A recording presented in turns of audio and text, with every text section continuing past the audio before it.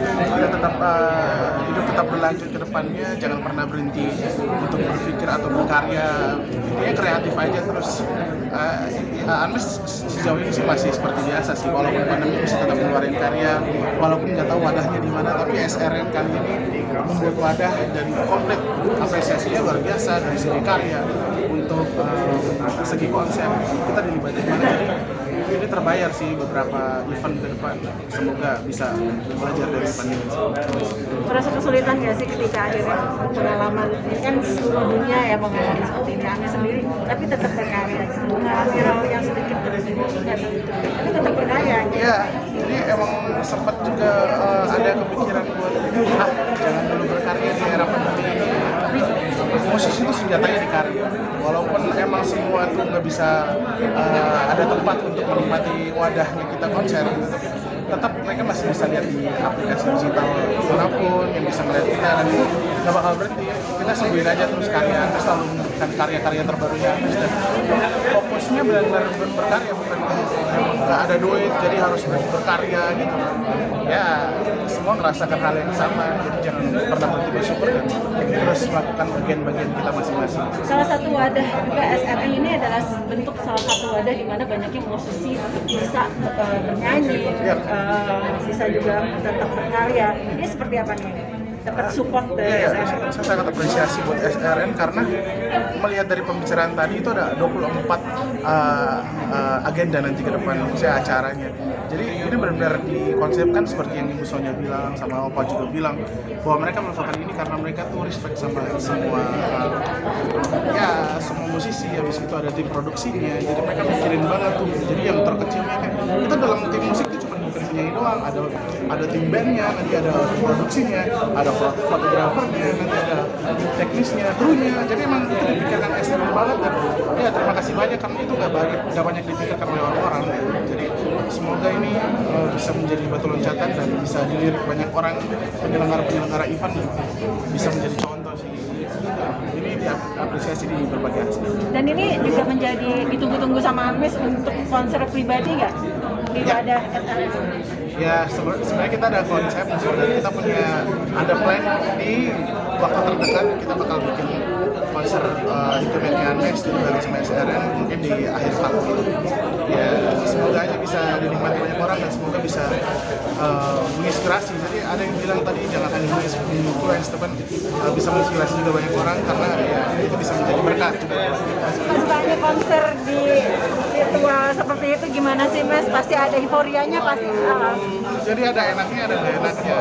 Jadi enaknya cuma ketika kita dapat tim atau penyelenggaranya itu bisa ikut bereuforia bareng sama kita. Tapi kalau misalkan dapat tim yang nggak ikut euforia tapi fokusnya kerja banget, tuh kadang juga PR juga, karena kita nyanyi cuma depan kamera dan kamera doang yang respon kita gitu. Kalau misalkan mereka juga ikut nyanyi itu kan enak. Jadi kayak ya kurang worth it sih kalau misalkan menurut Unmesh event virtual. Cuma kalau misalkan kita benar-benar fokusnya ke memberikan konsep yang bisa menginspirasi, itu pasti mungkin bisa ada nilai plusnya sih. Harga Jamrut, seberapa dekat sih Unmesh dengan karya-karya Jamrut? Nggak begitu dekat sih, cuman selalu ada sih. Jadi emang karya-karya Jamrut itu selalu ada, mungkin bukan cuma anak doang, mungkin banyak orang. Seperti sederhana aja, selamat ulang tahun gitu. Jadi dinyanyikan semua orang ketika ulang tahun. Jadi pengen banget punya karya seperti itu. Jadi emang udah punya ciri khasnya ketika lagi patah hati dapat lagunya Unmesh gitu. Jadi semoga ini bisa menjadi motivasi lagi buat Unmesh bisa bertahan di industri musik selama itu dan bisa punya karya yang everlasting. Jika menciptakan lagu terinspirasi juga nggak dengan Jamrut yang liriknya kan apa adanya, termasuk vulgar juga. Seperti Tejo kan juga tak vulgar segala macam. Betul, Jamrut tuh bikin lagunya jujur. Ya, dia bikin lagunya jujur banget. Jadi Unmesh mengambil poin jujur itu, karena kalau kita berkarya dengan jujur itu pasti nyampe banget ke semua pendengarnya sih. Jadi terima kasih banyak buat Jamrut yang selalu menginspirasi lewat karya-karya yang luar biasa. Tapi lagu lo kan selalu booming gitu kan, apalagi sekarang ada juga beberapa lagu yang masuk ke TikTok sama Deddy Corbuzier sendiri. Ini gimana sih pencapaian lo udah sampai sini gitu? Ini mungkin baru awal sih. Jadi hal yang paling Anmes takutkan adalah ketika merasa puas gitu loh. Jadi sebagai seseorang yang benar-benar mau mencapai sebuah tujuan, itu jangan pernah merasa puas gitu loh. Jadi masih fokus pada tujuan awal, datang sini buat berkarya. Karena Anmes jujur sebagai musisi yang datang dari Nusa Tenggara Timur itu merasakan bahwa masih banyak orang lain yang punya talenta atau suara, skill mencipta lagu yang lebih dari Anmes. Cuman Anmes dikasih momen sama Tuhan gitu loh. Gimana caranya bisa manfaatin momen ini dan bisa menghargai tetap menghargai momen ini, karena masih banyak orang yang lebih keren daripada Anmes tapi mereka nggak diberikan wadah. Anmes termasuk beruntung gitu loh. Jadi harus benar-benar jangan pernah merasa puas. Tapi setiap next project lu misalkan kayak pengen ngasih lagu lagi, ada sempat takutan nggak sih? Karena kan sebelumnya lagu-lagunya kan booming gitu kan. Untuk lagu ini sempat takut nggak booming atau gimana? Ada rasa khawatir gitu? Dan Anmes kebetulan suka merilis lagu yang Anmes suka gitu loh. Jangan pernah memikirkan lagu ini booming atau tidak.